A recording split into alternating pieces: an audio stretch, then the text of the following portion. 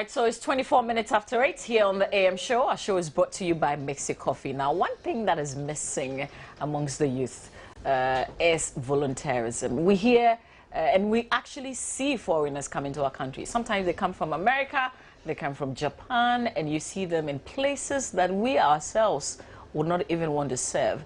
And they go there helping out, but we do not do in our country. That's why when I heard that some students actually went to a certain place to do some volunteerism work, I was really proud. And so I have two young people here to tell us about the experience, why they even decided to give themselves up to embark on this mission. And Edem Agbana is the outgoing SLC president of the University of Ghana, or you are gone. You are gone. Yeah. That's it. It's history. Okay, so I'll just say Edem and Barbara, JC. Okay, so good morning. Thank you for coming. So where did you go, Barbara? I went to Kebiripe. Kebiripe. Okay, so where is Kebiripe? Kebiripe is in the central Gonja, it's in the northern region. Okay, all right, Edem, you went to? Yes, I was at Bipe, that's the district capital of the central Gonja district. Yes. Okay, whose idea was it for you guys to go on this mission? Well, basically, Volunteers Ghana is a student-based NGO that is into promoting rural education and also helping underprivileged children. So I'm the national coordinator of Volunteers Ghana, and I decided to take my colleagues to the central Gonja district because we did some research and we realized that that particular district is one of the most deprived when it comes to education. And the things that we saw when we went, I think it confirmed our research, and indeed the students or pupils at the central Gonja district really needed help. And I think even when we were about leaving, the way they were crying, the tears, and the way the community members were begging us to extend our stay or even come back, is an indication that indeed we have to do a lot more in districts like that. So how long did you stay there for? We stayed there for just 3 weeks. Okay, 3 weeks is not just, it's a long time. Yes, but we initially we wanted to stay for about at least 4 weeks. Okay. But we organized ourselves and we were supporting How many of you? We actually were 68 in number. Oh, that's huge. Yes, 68 in number. But in all, we had 100 volunteers going. But we were 68 because at one point in time, some of the volunteers had to come back. I mean, we are from different institutions. Yeah. Some institutions were having graduation. Okay. Other students were doing internship, I mean, as a requirement. So they had to leave their place. But in all, we had about 100 students in the central Gonja district. Okay. Yes. Did anybody pay you for the services rendered? No, nobody paid us. Nobody paid us. But we had some people that helped. When we got to central, we were funding ourselves. We supported ourselves for the project. So from your individual pockets? Yes, yes. At a point, it became very difficult. So we had one native of the district, Mr. Gameli Kerubi. He heard about us and he came and supplied some foodstuffs to us. I mean, he helped in terms of the buying rice, tin tomatoes, and a couple of things to help the volunteers. Okay. So we had some people there who helped us. And I think the community people too were, the local folks, they were very, very receptive. Some of the groups had goats, live goats. Some people had guinea fowl. As in what? As gifts when they were coming back to Accra? Not when they were coming back. I mean, when they were there. Okay. They had gifts from the people because they really appreciated the work they were doing there. So it was very insightful. Okay, so let me ask Barbara. When you take men, guys, young boys to places, they would usually not complain because they can survive. I mean, they can say that they will not take their bath and they will be okay. Oh, yes. But girls, we are very petty and choosy. So tell me, describe the place that you went, what exactly you went to do, and what was difficult about it.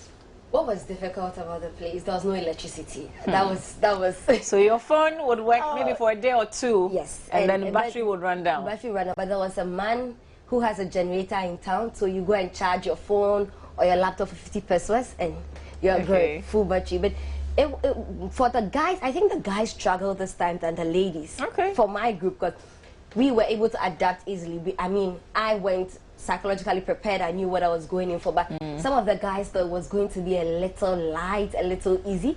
But when we got there, the food and everything, and we had to adapt. Their food is kind of different from what we eat down here. And the people are very, like he was saying, very kind and generous. They used to bring us food and pesi in the afternoon and fufu with light soup, and the light soup was light soup. Yeah, your eyes is telling me that you're missing that bits.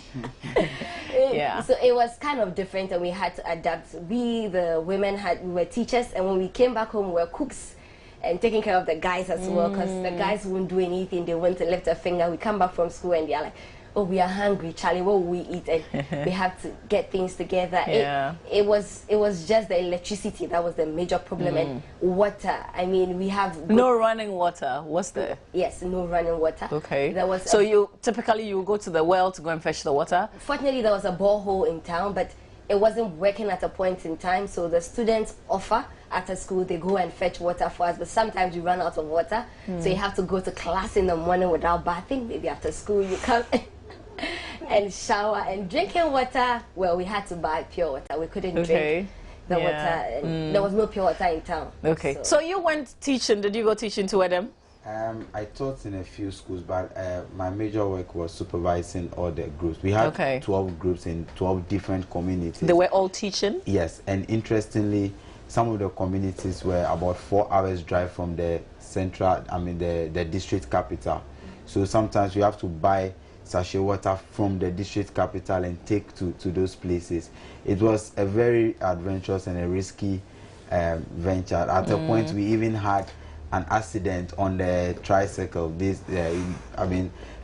some of the volunteers, because they requested for food. We were bringing it from a very far place, and on our way, unfortunately, we even had an accident. But I think that one other thing that caught my attention was that initially, some of the ladies in the team, like you said, they were crying. They wanted to go back home. Yes, most of the communities did not have light. Okay. They did not. Some don't even have network, so they couldn't place phone calls to their parents. Some of them, their parents were calling me, asking me where I took their children to. And it was at a point there was so much pressure on us as their leaders, because no network, and you can't even hear from your colleagues in the next village. So almost every day you have to go there, and transportation there was extremely difficult. Some cars travel to the village only once in a week, so you have to wait at a particular spot to make sure that. And this is Ghana we're talking about. Yes, we are talking about Ghana, and you go to those places. They have good schools in terms of infrastructure, the buildings. But some of the schools from class 1 to JSS3, we have only 2 teachers, and these 2 teachers are not even graduates. And if you ask them the performance in the BC, some of the schools, their best is 26, 27, and they don't have ICT teachers. Some of them have never seen a computer before. So the laptops that our volunteers took became something like a tourist attraction. Sometimes some of the children will leave their rooms just to come and see what a laptop was. But if these students are also competing with students from schools like Association, Galaxy, Morningstar, all these schools, it's not fair. And I think that government must place premium on rural education. And I think that is interesting. It's coming from you, because now it's not coming from some journalist or some other politician. You have experienced it. Okay, so what exactly did you teach, Barbara? I taught English and sometimes social studies. Okay, so what class? I taught class 5, class 6, and class 4. How many hours would you typically do in a day? You do the whole day. Yes, you do the whole day. You go in the morning, you start with one class, and one class didn't have a timetable, so we had to arrange ourselves. Okay, you went here, this. So they don't have a timetable? Yes, they don't have a timetable. So nothing that is rotating the teachers or what they teach they actually at what have times? People teachers. The teachers teach one class and that's it. Some classes don't have teachers. They had teachers. The teachers had to leave because they were not being paid. So the teachers left. So some classes don't have teachers. So when we went, the teachers moved. My school was actually very good. The teachers were very helpful. Okay, so what's the name of the school that you went to? Kekbirikpe Primary School. Okay. All right. I get it. You have to take your time and smile through it. It's a mouthful. So the teacher, we had to teach the whole day basically. And the periods ran through. They have short 30 minutes, but within 30 minutes, we couldn't teach much because of the communication barrier. Most of them couldn't speak English. So So how did you teach your English then? Yes, that's it. You had to get a very good student who could do a little translation. Okay. So you say something in English, then you tell them in Gonja. And then he says, and all go, ah. So all that while what you've been teaching, nobody understood anything. There were a few people who could speak Chi. That was easier for us. Some of us could speak Chi. So we call the Chi people, you tell them in Chi, and then they translate it in Gonja for the rest. Did you ask them how they would write their BEC typically? Because the scripts would be in English. Yes. And for them, they are in school because someone has asked them to be in school, and they have been promoted. They write exams. Some classes, those who were even in JSS, they couldn't spell their names, and it was very pathetic. We have videos of such that we are putting together into a documentary. And if you go to the very first day, I entered a Form 2 class, a JSS 2 class, and I asked them that how many of you want to be teachers in the future, and they told me 2. And 2 out of say what number? No, the answer to the question was 2. So I didn't understand, and I was asking, okay, who are the 2? Then they mentioned 2 names. Not knowing, they understood the question to mean that how many teachers do you have in your school? And this is a JSS 2 class. Next year they'll be writing the BCE. So for me, it is very pathetic. And yet we have political leaders from these communities. It's not just about the school buildings, because for the buildings, they do have good schools. They are not schools that are under trees. They have nice buildings, but no teachers. They just don't know what was happening. I entered a private school, even a private school, and I asked that what was the best grade in this school last year, and they said 23. I asked, how many of you think that you can pass? All of them. What grade do you want to get? The best among the grades that they mentioned that they were optimistic about was 22, meaning that he wants to do better than the one who, and it is very pathetic. And all these things are in Ghana. I think that we have to take education more seriously. Yeah. We have to do something. And the kids don't value the education. Most of them want to be farmers. Some are The coming point to is they school. don't even know what it is. Exactly. Some of them are coming to school because they don't want to be sent on errands, or because their parents said, and they are just coming to school. The girls want to finish and get married, and the guys want to be farmers. I mean, they will sacrifice class for farming any day, anytime. And I was trying to talk to them, and I was like, how many of you want to live here? I mean, if you don't want to learn English and you live here, you can't go anywhere apart from Gonja district. Where do you want to go? Do you want to go to Accra, New York, London? They're like, no. Where do you want to go? Bupe, Tamale. That is it for them. They don't want to dream beyond what they know. And it's what they've been taught over and over again. And I asked them, do you want to go to university? They said no. They want to. Those who wanted to go further education wanted to go to training colleges. And that's it, because that's where all their teachers are from. So that's what they hear about, and that's it for them. Did you feel that they saw you as role models? Some of them. Some didn't care. Some, oh yeah, we are just in the system, we'll go. So some didn't really bother. Some you would. I used to stay with one girl. She was actually way back in behind her class, and when my colleagues is teaching, I sit beside her and explain everything they are teaching once, so she could get it. And she won't put in the effort. She would just look at me 2 times 1, and she would just look at me and she stare at me, and I'll get so frustrated. So this is a young girl of how old? Alia should be 15 years in class 6. And she can tell you what 2 times? Oh no, she can't. She would draw lines in her book and cancel and draw lines, and that's it. And she wants to get married. I mean, what's education for? She's going to get married. So Adam, what has this experience taught you as a person? I mean, as a young person living in Ghana, and a Ghanaian for that matter. Yes, as a young person, I think one thing I've learned from the communities is that those of us in Accra, no matter the condition, we should be humbled by the fact that a lot of development, we've seen a lot of development in Accra. And for me, development in Accra is no more development. I think that if a government tells me that I've done A, B, and C, it should reflect in the life of the ordinary citizen in a community like number 4 on Paha, who sees 1 car in one week, or that a school that the children do not even have teachers. I think that we should be able to, as young people, hold government more accountable in terms of education. When you go there, the communities, you see that the political parties have built shelters where the young people come and sit and argue about politics in the local Gonja. Yes, and they don't really care. And ministers do come there. They have MPs, they have DCs, and nobody really cares about what was happening. Some of the communities, the parents were crying when we were leaving. There's this community called Kapilpe. The chief organized the people and asked them to contribute in order to support the volunteers. After the contribution, they had 36 Ghana cedis. The whole community contributed 36 as a reward for the volunteers. Our interest was not the money, because we even told them that we're not going to take it. But if a community of, I mean, I'm sure there will be over 300, they will contribute, and all they could get was 36 Ghana cedis, and that is what they were investing in education.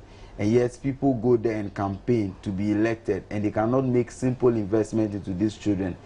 Some of the children were extremely brilliant, but they had they don't have any hope, because for them, that's where they are supposed to end. After that, you go to the farm or something. It was bad. I mean, it's very pathetic. Were their parents interested in education, though? Did you get the feeling that they were interested? Some of them used to come to my school, for instance. Some parents will come over and will say, "This is my child. She's not learning. Beat her. Let her learn." You know, some of them bring after school hours. You see the kids coming over to our residence with their books, and their parents have said they should come for extra classes. So we had to even teach after school hours. And some of them are very intelligent, like you said. There are certain words they will use that they don't even understand. I asked the meaning of something, and the person he knows it because he's read it. So he just give it, and I asked him, "Do you understand this word?" It's like, "No." So I had to go to one of the teachers, ask, "What's the Gonja word for this?" And he told me, I come and tell him. So it sticks better. So one guy was there, and he asked the colleague of mine, "What's a spinter?"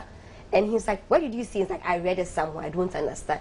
Then he took his time to explain. Some of them are willing, but others, you know, the majority is not. So it sinks the rest who are willing to. But some of them are very brilliant. I mean, if we take them from them, we give them better schools, better teaching facilities, better teachers, they would do great things. You know what? I want to invite others out there to join in this conversation. I mean, I don't want to take this alone. I think this experience should teach us something. The schools that they are describing, they may not be too far from you. There are some communities, even in the Greater Accra region, that have stories like these to share, that your services will be needed. So just give me a call, 0302-211-69102, 211-69102, 0302. Give me a call and be part of this discussion. I hope that it inspires you. But Bob, okay, yes, Adam, you want to say something? On the parents, some of the parents too were not interested in education. In one of the communities, Kusogu, to be specific, we had an incident where one of the teachers, not a volunteer, one of the teachers punished a student for not doing his homework. And the following morning, his parents and some young people from the community came and they beat all the teachers. Yes, we were so lucky that our volunteers were spared. And they beat the teachers, and the teachers went on a sit-down strike. So for more than a week, it was only our volunteers that were doing the teaching, because they were so annoyed that for punishing a student. Do you know what sort of punishment was given? Caning, it's capital punishment. He just lashed the boy, and he went organizing his people, and they came to beat the teachers.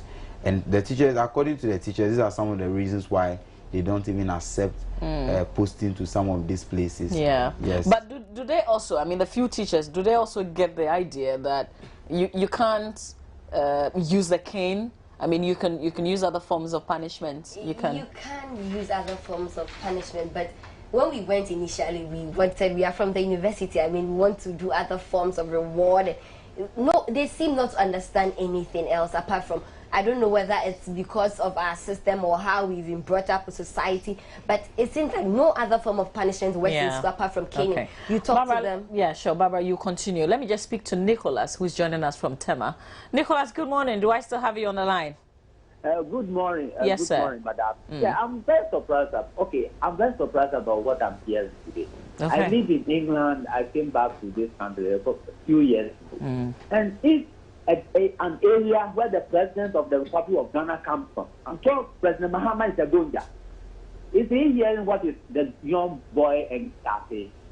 Doesn't he have a district director in that area? So what is happening in this country? You see?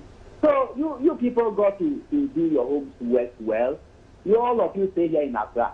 I went to the Greater Accra Births and Death Certificate university graduates who are working there are only interested in collecting bribes before they give people birth certificates. Why do you keep these people here and not taking them to Boja area to advise the people and tell them the importance of schooling? So we have a long way to go. Thank you very much. All right, thank you, Nicholas, for sharing. You could also give us a call, 030221169102. I think I caught you there, Barbara. Yes, you did. So, like I was saying, how has that changed you, Barbara? What do you want to do in future? What do I want to do? Yeah, I mean, this is your future, but ultimately, what do you want to see yourself do? Oh, there are a lot of things I want to see. Okay, have you graduated do. yet? No, I haven't. I am still in school. Oh, so level what? Level 400, going to level 400 in school. Okay. Have you figured out what you want to do yet? Yes, I have figured out. From a tender age, I knew what I wanted to do. But with this experience, it has opened my eyes to certain things that I wasn't. I mean, I went there and ideas kept on running through my head.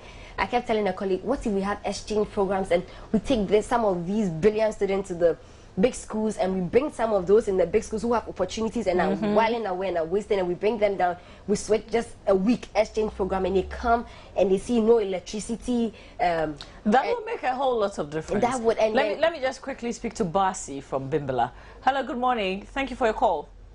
Thank you very much, Mama. Good morning. Yeah. Yeah, I'm enjoying your program. But the actual truth is that I'm highly, disappointed as far as education in Ghana is concerned. I've actually heard what is going on, and I'm like, wow, so these things all exist in Ghana. So this is telling us a signal that we must try as much as we can to promote, the kind of educational standards we're having in Ghana. Yeah, but Basi, the whole idea of bringing these young people in the studio is so they can also inspire us to also do something. I mean, you sound like a young person. Yeah, is yeah. That, from hearing from them, is that something that you also want to make a move and do? Yeah, I am actually a teacher trainee, and that is what has actually boosted my morale. You understand? These particular young guys, volunteering to teach, just accept these rules as teachers, it's just quite amazing. You understand? So as a young teacher trainee, so yet to be ushered into the teaching profession, I think we have a whole lot of things to do as far as the teaching and educational standards in Ghana is concerned. Yeah. But I also like to use this medium to actually urge and plead to the government and people in authority. It's high time we do away with this, irrational policies as far as the education in Ghana is concerned. Education should be something we should prioritize, rather than making up this kind of utterances in the media that we are investing in next years. The right things are not done. So I would like to urge the government to actually do away with this kind of flimsy policies that is actually going to cripple the efforts of educational standards in Ghana. This is highly amazing, very pathetic. All right, Basi, thank you very much. Okay, so is there something else? I mean, nobody paid you. No. But you took care of yourselves whilst you were there. I mean, you Yes. took care of the transportation. Describe to me the place where you lodged. Okay, I was at Bipe, and Bipe is the district capital, so obviously It was more comfortable yeah, it was than where Barbara was. But then the mosquitoes were just too much, and also we couldn't afford mattresses. So at least for the first 2 weeks, we were sleeping on the bare floor. We just laid our cloth, a piece of cloth on the floor, and then the volunteers understood perfectly. In the other communities, per the report that I had, some of them were sleeping in mud houses. Okay, just pause there for me, because I'm interested in knowing a lot more, particularly on this. I think I have Salam from Yendi joining us. Salam, good morning. Good morning. You're on air. Thank you for your call. Please go ahead. All right. This program is very interesting. And then I think this is all about Ghana has so many sweet policies, but the implementation is the problem. Yes, take for instance the third trimester program that is being run by UDS in particular. People who are sent to the rural communities see worse things than these guys who are discussing the program on your TV. We write, or they write so much reports about those communities, but nothing is done. They are lying in the shelves of UDS. Nobody is implementing it. If those things were to be implemented, as I'm telling you, these guys wouldn't go there to see some of those things. Because as I said, they went to those communities, saw those conditions, they wrote about them, and nothing is happening. Well, so, you know, I just want, you know, going forward on our own, because if we rely on governments, it will take a very long time for it to be fixed. Yes.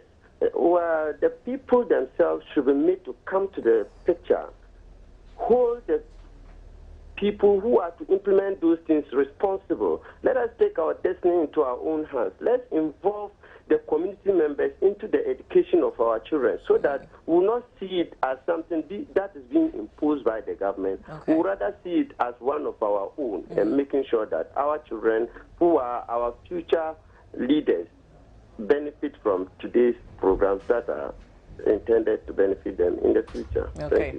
Thank you very much. I appreciate your call. Okay, so Adam, you're talking about where you slept and how some of you survived. Where did you sleep? Fortunately for me, they had built a new teachers' quarters. Oh, it was good just for you. new, so except that there was no electricity. The place is not even wired, so even if electricity should come, I mean, they are not anticipating electricity anytime soon. So the place is not wired. There's nothing to show that, oh, electricity will be coming soon. So you're talking and you seem all excited, you know, about the experience, but didn't you at a point want to come back to Accra? Initially, I mean, the first week was a wrap. I mean, we got there, realized, okay, no electricity, no reception, only one network works over there, so no network reception, no so no Facebooking, no Twitter, nothing. You're just there. You're just no there. Access to the internet. No form of entertainment. There are no shops. People eat from farm to house, so they don't have shops where they sell food items or anything. The first day we didn't have anything to eat, so they brought us fufu and light soup, and their soup is somehow different from ours. I mean, the soup was white, like water, and you could see the fishes in it, and you know, we were like, okay, this is new, let's try it, and we tried to eat it, and we couldn't, so we just drank water. So let me speak to somebody who comes from where you guys went to. Baba is joining us from somewhere in Gonja. Hello, Baba, good morning. You're on air. Yeah, madam, good morning. Yes, sir. I hope everything is okay. Oh, yeah, God is still blessing us. Thank you for asking. I want to congratulate those central guys. You know, I'm a staff at the district assembly. Oh, you're in Tamale, but you come from Gonja? Yeah, no, I'm in Bupe currently. Okay, so you're familiar with the things that they're sharing with us? Yes. I was there when they came. The guy says he knows me. I'm the human resource officer for the district assembly. Oh, okay. Yeah. So all right. When the day they came, we even met the directors, the district commission directors of Okay, so what are you doing to fix this? I mean, a lot of people are hearing this for the very first time. People are asking, are they talking about Ghana? Yeah, madam, the whole issue is that we have been doing our best. Currently, even somebody was complaining the Ghana Education Director. The man has been working very seriously. The man is up and doing. Look, most of the offices in the district assembly, within the district, most of them, they don't come to work on Monday. But this man, his office, to make sure that any worker, if it is 8-1 and you are not in your office, when you come, you have to come and answer questions. You see? But most of the communities, they are very deprived. And the problem is that they are far from each other. You see, and you know the Gonja land, it has a vast land. And because of farming, people don't settle at one place. They spread up. So in that case, before you can even solve like road construction, school, clinics, and other things, it will take you some time. And you know a deprived district like Central Gonja, you can't just generate revenue like that easily. Okay, so can I ask you, I mean, because everything sounds so negative. Is it that we can't fix it? Come again. I'm saying that what I'm hearing are the issues, the problems. Yes. What's the way forward? The way forward is we are still working out with NGOs, civil society organizations, and the government they should come to our aid because we are having a lot of challenges. Okay. All right. Yes, there are a lot of challenges that we are finding out here because even most of the community, because they are illiterate, before you go there to explain things to them, it wouldn't be easy. I get you. Baba, but we'll have to leave it here. Thank you for joining us. Okay. All right, so would you guys go again, given the opportunity? Yes, we'll With go what's your experience and sleep on the floor? Yes, we'll go again. And very fortunately, most of the students that went are those who just completed the university this year and are waiting their national service. Okay, but she hasn't. I'm so yeah, impressed. Yes, there are a number of the continuing students also part of us. And most of my colleagues who went, those are waiting national service. Some have started writing to the National Service Secretary that they want to be posted there. Okay. Because they went, they experienced their life, and they feel that the children need help. In fact, when we were leaving, it was, you really feel that they were crying. Some of the children were asking, Master, so won't you come? Master, you are leaving. Master. And it's one experience. And like the director of human resource said, he actually gave us the room I slept in. It was his house, and he provided one. Okay, room Baba for us who to sleep joined in. us. Baba who joined us. Like he said, the district director, well, from what we saw, he was very passionate about education. He was very Let me just passionate. speak to the very last person on the phone lines, and now I'll give you the opportunity to land. Hello, sir. I don't know if it's madam or sir. I tell you what, my sound manager, who's been passing the calls through, Dennis, cannot pronounce your heavy name. So please tell me your name. Oh, my name is Nayina Karim. I'm reaching you from Karga in the northern region. Okay, all right, thank you. Please, let's hear you. Yeah, I have been inspired with my colleagues in the studio, and I want to thank them for the spirit that they have injected in those communities. And I would like to tell them that they shouldn't end there, they should continue. Most of us in the rural communities here in Karga are doing similar and much more, I think, than what they have done. But we have not gotten an opportunity to appear in the studio like they are to tell the whole country what we are doing and what the rural communities or people with less privileges are suffering. So I thank them so much. All right. And can I continue doing that. Yeah, all right. Thank you. But I also want to take this opportunity to say thank you to all the teachers who are in places that we cannot reach, but who are doing, very excellent work. Because with these conditions that they've even described, this is just a tip of, a bigger issue. So we can imagine the circumstances that you have to work, and we appreciate. Thank you. Okay, so I want to land with you. I think you were talking about the district's education. Yes, the district director of education is someone that expressed so much interest in education.